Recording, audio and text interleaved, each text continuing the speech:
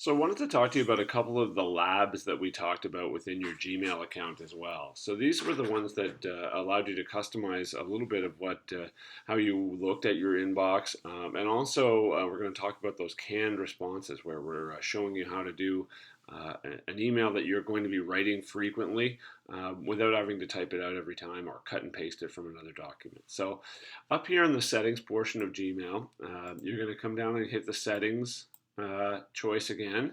And we're going to go across and we're going to look at this section called labs. And I'm going to talk about two key ones that are important for me. I mentioned during the session that I like this auto advanced lab just because I archive everything and I wanted to move to the next email after that. But the first one I'm going to talk about is actually the third one on the list, which is this one called Preview Pane. So I've enabled that right now. If you want to turn any of these on, you just absolutely have to click Enable and then come down to the bottom and save any changes. So I'm not actually saving any changes because I actually had this one enabled already.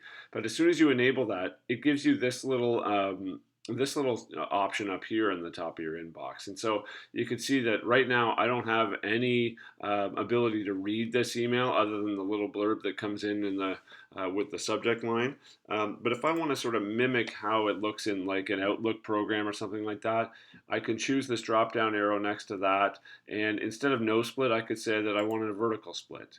And now it splits it such that if I highlight any of these emails, and I can move through them with my arrow keys or with the mouse or anything like that, it still has broken them up in the starred first and then everything else, but I could preview the email over here. So that's kind of the first look at it. And then the other option, of course, is this horizontal split, which for a lot of people mirrors what their Outlook looks like as well. So I can make that look a little bit bigger if I want.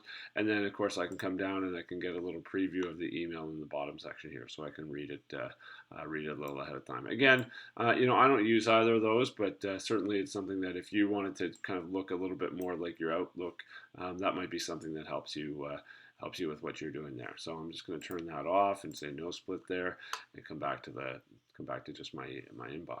Now the other lab that I wanted to talk to you about was in settings again. I'm going to go to labs again, and I'm going to talk to you about canned responses. So this is one that I think is a fantastic one, and you can enable this again just the same way. Hit enable, and then come down to the bottom and hit save changes. It'll take you back to your inbox.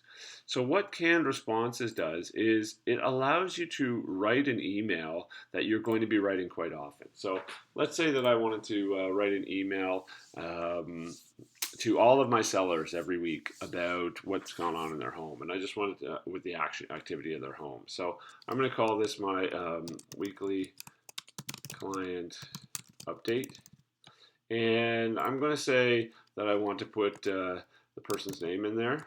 Hi. And I'm going to just give myself a little placeholder. I use a lot of X's for that. Some people do this and they say client name. And just as a little reminder that you're going to need to adjust that every time you write one of these emails. But then I can basically write the same email to all of my clients. Wanted to give you a quick update on the activity in your home this week. And then I would remind myself that this is where I need to write the little blurb. And then I'd say, if you have any questions about this email or any of the activities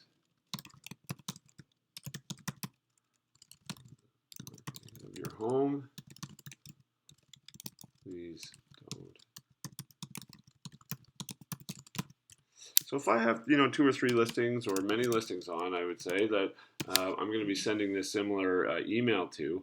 What I would then do is I would come down to canned responses, which just shows up in the bottom of the little compose window that we have up here. So there's an arrow here, and I go up to canned responses. And what I'm going to do is there's 3 sections here. You're going to have just insert, save, and delete, and there might be sort of an introductory canned response.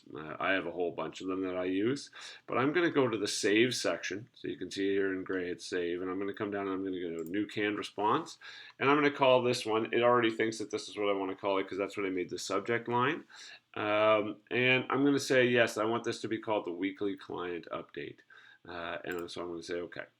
So now I could actually go ahead and just fill in the information on this one. But if I wanted to, I could just compose this same email to every client that I have, just changing the email address and the details that I've highlighted that I need to change, just simply by composing a new email, going to canned responses again, and I'm just going to insert this time all the information that I had put in that weekly client update last time. And you could see that it basically pre-writes the email for you.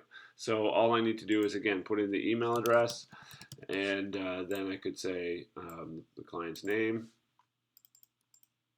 Oops, sorry. And then what the activities were. We had 3 showings and 2 online inquiries.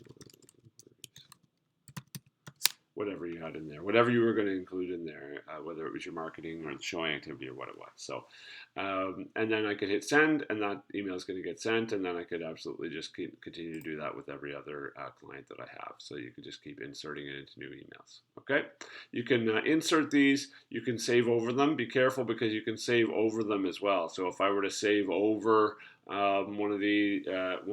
by saving the stuff that I typed, you don't want to have the person's name in there when you save a canned response, because every client would then get that person's name unless you changed it manually. So just little tips there, but that's kind of the way that I would use canned responses. The things I think you could use it for are weekly updates. You could use it for showing feedback.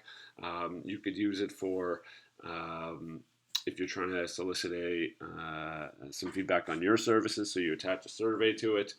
You could use it for online inquiries that come in that you want to get a quick response back to those people, but you don't necessarily have all the information yet, that kind of stuff. So just a good little lab that I think might make some sense in your life. Okay, if you have any questions, let me know.